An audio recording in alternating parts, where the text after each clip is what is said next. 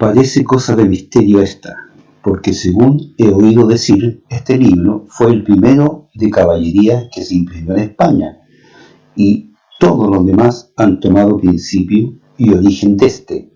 Y así me parece que como a dogmatizador de una secta tan mala, le debemos, sin excusa alguna, condenar al fuego. No, señor, dijo el barbero, que también he oído decir que es el mejor de todos los libros que de este género se han compuesto, y así como a único en su arte se debe perdonar. Así es verdad, dijo el cura, y por esta razón se le otorga la vida por ahora. Veamos Esotro, que está junto a él. Es, dijo el barbero, las Selgas de Esplandián, hijo legítimo de Amadís de Gaula. Quijote nuevamente comienzo este tutorial leyendo un extracto del Quijote porque es muy atingente al tema que vamos a ver ahora, que es el tema de la intertextualidad. Este tema, jóvenes, es el que nos va a ocupar en esta ocasión y nos vamos a desarrollar una guía al respecto. Bien, les doy la bienvenida al aula virtual, a nuestra aula virtual de lengua y literatura. En esta ocasión, como les decía, tenemos el tutorial de el tema de la intertextualidad. Comencé leyendo un extracto de Don Quijote porque es un muy buen ejemplo de intertextualidad. Ya lo vamos a explicar. Bien, vamos a comenzar ahora. Yo siempre les digo que este tutorial va a ser breve, pero en esta ocasión sí va a ser breve. En esta sí, en el último tutorial del año, y aquí sí les voy a cumplir lo que siempre les he estado diciendo, que es breve, y al final me alargo. Bien, este sí va a ser breve. Comenzamos. Ya, el objetivo entonces de este tutorial es actualizar y aplicar el concepto de intertextualidad, sus características y tipos. ¿Por qué actualizar? Porque efectivamente este es un tema también que lo han visto, ¿verdad? Ya, y también lo han revisado, por lo tanto saben bastante de esta situación, de este tema. Bien, la intertextualidad, ¿verdad? Se refiere a las relaciones que hay entre un texto y otro. Generalmente los autores, cuando escriben una novela, un poema, qué sé yo, tienen la referencia de textos anteriores. No pueden evadir. Y a veces es tan fuerte esta referencia, ¿verdad?, que se nota mucho en el texto que se ha escrito. Y ahí comenzamos nosotros a hablar de intertextualidad. Hay casos incluso, evidentemente la intertextualidad se refiere a cuando un autor incluso copia algo del otro o lo menciona, menciona la obra de otro autor en su propia realización. En ese caso estamos hablando de una intertextualidad, ¿ya? Hay de diferentes tipos, que es lo que vamos a revisar. ¿Cuál es lo positivo de la intertextualidad? Bueno, en principio que establece un hilo conductor, ¿verdad?, una relación entre los textos literarios, pero además va ampliando el horizonte de lectura del lector, del buen lector, porque efectivamente se va a interesar en leer lo que se está mencionando en ese libro. Se va a interesar qué se menciona aquí, qué es lo que pasa, y entonces vamos a seguir investigando y vamos a establecer un nexo literario más profundo. Bien. Aquí en esta diapositiva, ¿verdad?, les menciono los conceptos más profundos, ¿verdad?, de lo que estoy hablando, de la intertextualidad, y se da un ejemplo que es muy bonito, ¿verdad?, y se habla de que la letra de un tema de una canción muy hermosa que hay, que se llama Rhapsody, o Historia de Amor, nos recuerda, ¿verdad?, la obra de William Shakespeare, Romeo y Julieta, porque la intertextualidad no se da solamente entre novelas o entre poemas o entre obras de teatro, sino que se da también con otras obras de arte. Hay intertextualidad entre la música y la literatura, entre el cine y la literatura, mucha intertextualidad. Ya, entonces es verdad que es diversa, va hacia las diversas manifestaciones de arte. Bien, continuamos. Tipos de intertextualidad. La intertextualidad general o trascendente. Intertextualidad general o trascendente. Relación que se produce entre textos de diversos autores. sean estos de épocas distintas o contemporáneos en forma evidente y directa. No es un plagio, no es una copia, es solamente una dimensión o se transforma algo. Ya vamos a ver los tipos de intertextualidad, así que ahí van a ver ustedes cómo puede darse esta referencia a una obra anterior. La intertextualidad restringida o inmanente, que es una relación que se establece entre las obras de un mismo autor. Entre las obras de un mismo autor, el autor puede establecer un hilo conductor, ¿verdad?, a través del personaje que se repite en toda la historia o un lugar que se repite en toda la historia, ¿verdad? Y eso ya es una intertextualidad, pero pasa a tener otro nombre. Eso ya se llama intratextualidad, es decir, una textualidad, ¿verdad?, una relación de intertextualidad, pero interna, que la realiza el mismo autor de su propia obra. Hay en la literatura hay casos muy especiales. Está en la obra de Miguel de Unamuno, Niebla, la novela Niebla, que es maravillosa, donde el personaje de esta obra va a conversar con su propio autor, con don Miguel de Unamuno. En un capítulo ya se hastía de lo que le está pasando, está tan urgido por todo lo que le pasa, tan agobiado por todas las desventuras que le pasan, que se enoja y se va a conversar con su autor, con el mismo Miguel de Unamuno, y le dice: ya corta, no está bueno, no me trates tan mal, dame un respeto. A ese punto llegan, ¿verdad?, estos juegos artísticos y estéticos que hacen los autores y que se hace para darle, ¿verdad?, una atmósfera distinta a una novela, para dar un sentido artístico más profundo a las historias. No es un simple relato, sino que hay que darle una belleza estética, como ya hemos tanto hablado de esto. Bien, continuamos. Ahí me empecé a hablar ya. Ejemplo de intertextualidad general. Es decir, donde un autor, ¿verdad?, se toma algo del otro autor y lo transporta a su obra. Tenemos el caso de la rima 53 del gran Gustavo Adolfo Bécquer, ¿verdad? Volverán las oscuras golondrinas en tu balcón sus nidos a colgar. Fíjense cómo empieza la obra de Jorge Guillén. Las golondrinas se llama, y dice: volverán las oscuras golondrinas. Hay intertextualidad. Fíjense cómo terminan: tu hermosura y mi dicha contemplar, esas no volverán, en la rima 53 de Bécquer. Y las golondrinas de Guillén: pero aquellas que vivimos aquel día nunca más volverán. Hay intertextualidad, ¿cierto? Hay una relación pero específica, es decir, hay un guiño de Guillén hacia Gustavo Adolfo Bécquer. Hay como un respeto, te traslado aquí, yo también te cito, me baso en tu obra para hacer mi obra. Bien, no es una copia, es prácticamente una referencia. La clasificamos. Esta es la clasificación, esta es la parte que me interesa, porque los ejercicios van a estar dados en este sentido, en la clasificación de la intertextualidad. Primero tenemos el plagio propiamente tal, que es una copia. Ya es una copia literal, ¿verdad?, de un texto, y sin indicar de dónde se sacó ese texto.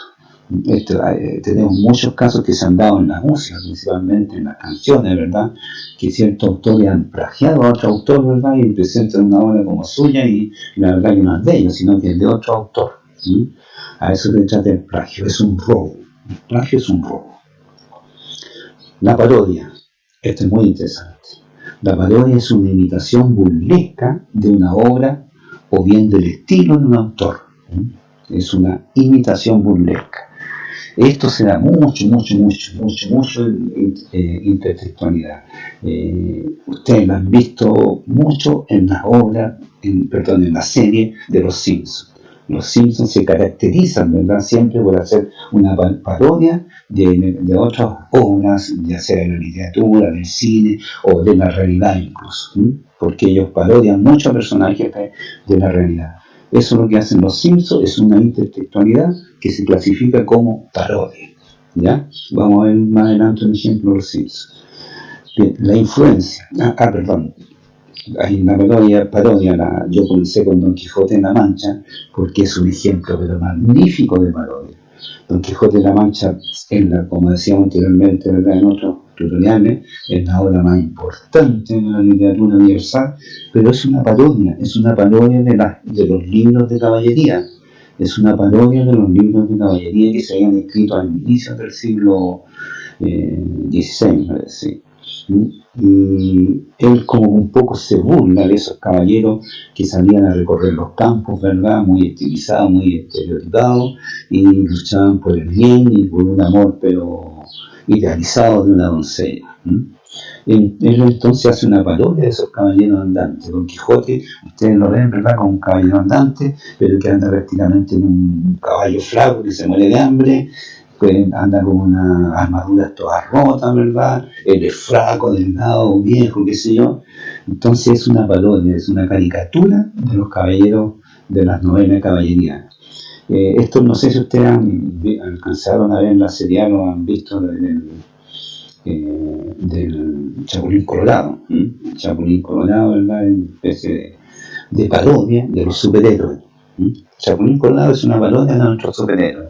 Lo mismo hacía Don Quijote, hacía una parodia de las novelas de caballería, que para aquel entonces eran los superhéroes. Eran los superhéroes de la sociedad renacentista. Nosotros tenemos nuestros superhéroes también, ¿cierto? Y también tenemos cómics o tiras animadas, ¿verdad?, que hacen parodia de esos superhéroes. Bien. La influencia, esto lo tienen todos. Todos los autores tienen influencia de otro autor y de otro autor, que realmente no nos podemos escapar de la influencia. Quien ha leído Neruda, mucho va a tener influencia de Neruda, ¿ya? Quien ha leído mucho a un autor específico, a Germán Hesse, cuando escriba va a tener influencia de Germán Hesse. Quien haya leído a García Márquez, mucho va a tener influencia de García Márquez cuando escribe, aun cuando no se da cuenta. Simplemente fluye esta influencia. El ejemplo más típico que tenemos nosotros en nuestra literatura es la influencia que García Márquez ejerce sobre Isabel Allende. Usted lee El 100 años de soledad y después yo le paso para que lea La casa de los espíritus y va a decir, oh, pero si esto es García Márquez. Escribe prácticamente igual que García Márquez, pero le pone el talento femenino. Ahí está la diferencia, ahí se bifurca. García Márquez, ¿verdad?, es colombiano, ¿cierto?, con todo ese machismo que caracterizaba a los latinoamericanos de aquella época. Ella le escribe así. Es un escritor que ejerce mucha influencia sobre los autores de aquella época. Bueno, Isabel Allende está muy influida por él, pero le da el toque femenino. Ahí se distancia de García Márquez, ¿verdad?, y le da su propio toque con el toque femenino. Por eso Isabel Allende es tan leída también actualmente, ¿ya? Pero sin duda es un ejemplo muy bueno de influencia de un autor sobre otro. ¿Ya? Y la intratextualidad, ya la conversamos, ¿verdad?, es cuando es el mismo autor quien cita obras anteriores o usa personajes de otra historia y los mete en otro cuento. Esto es muy de García Márquez también. García Márquez, la mayoría de sus obras están con intratextualidad. La mayoría se desarrollan en Macondo, en la mayoría hay algún Buendía, un personaje de apellido Buendía metido, ¿verdad? General usa mucho esto de la intratextualidad. Bien, vamos a continuar. Ahí tenemos ejemplo de influencia, ¿verdad? Ya lo conversamos. 100 años de soledad, sobre la casa de los espíritus, de Isabel Allende. Va, qué raro la portada de Isabel Allende tapándose un ojo, no, es pura casualidad, no hay referencia a ninguna realidad nuestra. Esto de la década de los 80, ¿no? Bien, continuemos. Ejemplo famoso parodia, como yo le decía a los Simpsons. Aquí tenemos un famoso ejemplo de parodia. Los Simpsons, ¿verdad?, parodiando al famoso y extraordinario grupo de rock, los Beatles, quienes inician, ¿verdad?, todo el tema de la música actual, del rock actual, los Beatles. Esa foto famosa de Abbey Road de los Beatles fue parodiada por los Simpsons, ¿cómo no, verdad? Sí, los Simpsons generalmente parodian a todos los personajes famosos. Bien, ahí tenemos ejemplo de parodia. De intratextualidad. Bueno, ahí tenemos intratextualidad 3 horas de García Márquez, donde van a ver ustedes que los apellidos se repiten, los lugares se repiten, las historias cambian, son distintas, pero los personajes y lugares se repiten prácticamente. Continuamos. Actividad. Llegamos a la actividad, ¿ven? Que va a ser breve. Llegamos a la actividad. Bien, qué bueno. Primera actividad. Lee la letra de esta canción popular. Es una canción muy popular, antigua pero popular. La encuentra muy fácil si quieren escucharla. Se llama Penélope de Joan Manuel Serrat, en español. ¿Ya? Leen esta historia. Hay cierto nombre que les va a decir, pero si esto yo lo he leído en otro libro. ¿Ya? Y van a ver entonces, les pido que investiguen lo siguiente. 1.1. ¿Con qué obra de la literatura clásica mantiene una relación de intertextualidad esta famosa canción? ¿De qué obra de la literatura clásica saca el nombre, verdad, esta canción? ¿Ya? Bien. Y 1.2. ¿Qué tipo de intertextualidad se aprecia en este caso? ¿Ya? General, una intertextualidad de influencia, una intertextualidad interna. ¿Qué tipo de influencia de intertextualidad la clasifica? Parodia, qué sé yo. ¿Ya? Continuamos. Vamos a hacer una intertextualidad a través de imágenes, de pintura. Voy a colocarle 6 pinturas y ustedes van a ver qué tipo de intertextualidad se da en cada caso. Ya tenemos entonces la primera, ¿verdad? Que es una pintura de Velázquez, llamada, famosa pintura de Velázquez, pintor español, llamada Las Meninas. Que fue de verdad, tiene una intertextualidad, una relación directa con una pintura de Pablo Picasso, que también se llama Las Meninas. ¿Ya? Tenemos en blanco y negro la pintura de Picasso de 1957, y allá en sepia, el color sepia, ese color medio cafecito, es la de Velázquez. Bien, entonces en base a eso, a esas pinturas, ustedes responden lo siguiente. De acuerdo a lo estudiado en esta guía, identifica la alternativa correcta. En la pintura se observa una intertextualidad A, general, B, restringida, C, mixta, D, ninguna. ¿Qué tipo de intertextualidad? Esta es la alternativa, está más fácil que la anterior. Esto es con alternativa. 2.2. Las obras pictóricas se clasifican como plagio, parodia, influencia e intratextualidad. Está más o menos relacionado también a lo anterior. Y aquí en la número 2.3 hay una opinión. Yo les pido, en la obra se reconoce que Velázquez se inspira en Picasso para crear su obra. B. La formación cultural y artística de Picasso influye en su creación artística. C. Velázquez es original y Picasso ha plagiado su obra. D. Picasso realiza una parodia de la obra de Velázquez. Ya, ustedes tienen que ver cuál de aquellas alternativas es verdadera y explican por qué. ¿Ya? Sí, es que el por qué está en la guía. Recuerden que de esto hay una guía y la guía tiene otro elemento donde se pide ahí que expliquen por qué, cuál es la alternativa la correcta. ¿Ya? Bien, continuamos. Pintura 3 y pintura 4, el Ángelus de Millet y el Ángelo de Salvador Dalí. ¿Qué vamos a hacer con esta pintura? Lo siguiente. El tipo de intertextualidad, la clasificación que hagan de la intertextualidad, y 2.6 selecciona una de las siguientes afirmaciones y fundamenta su aseveración. Un poco lo que también hicimos les pedía en el ejercicio anterior, con la pintura anterior. Aquí hay 3 aseveraciones. El Ángelo de Dalí es más dramático, desolador y desgarrador que el Ángelo de Millet. B. En su Ángelo, Dalí quiso expresar la desolación y pesimismo que caracteriza al mundo contemporáneo. C. Dalí logra darle nueva vida al Ángelo haciéndolo más cercano a la estética contemporánea. Elijan una de esas, cualquiera, y explíquenla. Aquí ni la A, ni la B, ni la C es la correcta, o sea, son todas correctas. En realidad son todas correctas. Pero el tema va a estar en el fundamento. Si usted elige la A, fundamentela. ¿Por qué? Si elige la B, pero fundamenta. Aquí lo correcto de su respuesta nos va a dar la fundamentación. ¿De acuerdo? Un poco también ocurría en el ejercicio anterior. Pintura 5. El grito de Edvard Munch. Pintura 6. El grito en la serie de televisión Los Simpsons. Nuevamente tenemos Los Simpsons aquí haciendo una especie de intertextualidad. Bien, ¿qué les voy a pedir de esta pintura? 2.7, el tipo de intertextualidad y la clasificación, ¿ya? Y 2.9, otra pregunta de desarrollo, de opinión más que nada, dice: ¿consideras pertinente o inadecuado que un personaje de cómic establezca una intertextualidad con una de las más destacadas obras de la pintura universal? Expresa tu opinión al respecto. Opina al respecto. ¿Le parece correcto que los Simpsons hagan eso o es incorrecto? Es tu opinión.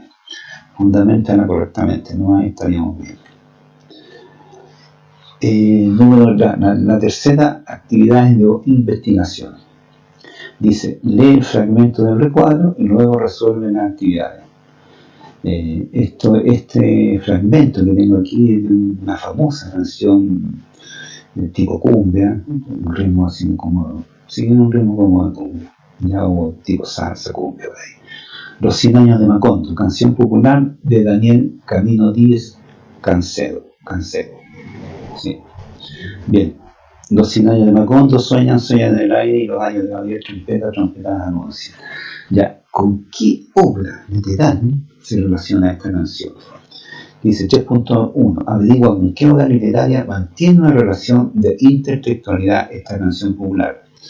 3.2. Señala el tipo de intertextualidad y la clasificación que se da en este caso. 3.3. Según Macondo, averigua qué es, dónde se encuentra, qué representa este concepto. ¿Qué es Macondo? ¿Dónde se encuentra? ¿Ya? Y 3.4. Investiga quién es José Arcadio Buendía. Aquí les voy a pedir refuerzo, es el último esfuerzo, ¿verdad? Ya esta es la última del año, que hagan una pequeña investigación. Ojalá, si es que tienen internet, usen internet. O sea, eso es lo ideal. Si no tienen acceso a internet, van a tener que preguntar, pueden preguntarle a algún colega, a algún profesor, a sus mismos padres que conocen esta canción, la han escuchado. Sí, es muy popular, y pueden saber, ¿verdad?, a qué historia se refiere Macondo. Ustedes mismos pueden saber si está fácil esto. Bien, si no, me llaman al WhatsApp y me dicen: profe, no tengo idea, y ahí conversamos. Bien, eso es todo, amigos. Esta es una guía muy breve, con esta terminamos el año y yo no me queda más que felicitarnos, ¿verdad?, por haber llegado a esta instancia, y espero que terminen todos correctamente, todos muy bien, puedan haber respondido todas las guías de todas las demás asignaturas, para que el año lo cerremos con un éxito. Después de un año tan adverso, ¿verdad?, de tanta complejidad, de cosas tan nuevas que nunca habíamos vivido, ¿verdad?, que nunca habíamos experimentado, que no teníamos idea cómo enfrentarlas, hemos tenido que sacar de dentro nuestro lo mejor que tenemos, nuestra creatividad. Eso es lo mejor que tiene cada uno de ustedes, eso es lo mejor que tenemos, nuestra creatividad, nuestra capacidad de resiliencia, es decir, de superar los momentos de adversidad, de sabernos parar, ponernos de pie y continuar adelante, ¿ya? Eso es, a través de esos dos elementos: resiliencia, creatividad y solidaridad. Ayudemos a los demás, ayudemos a quienes están al lado, preocúpense de sus padres, preocúpense de sus hermanos, de sus amigos, de sus compañeros. Jóvenes, que estén muy bien, les deseo lo mejor, que sigan adelante, y espero que el próximo año los conozca. Yo no los conozco, la verdad es que no alcancé a hacerles clase de estar con ustedes, y ustedes tampoco me conocieron a mí. Por lo tanto, espero que el próximo año nos veamos y podamos conversar y darnos un buen apretón de mano ahí. Que estén bien, jóvenes. Namaste, namaste.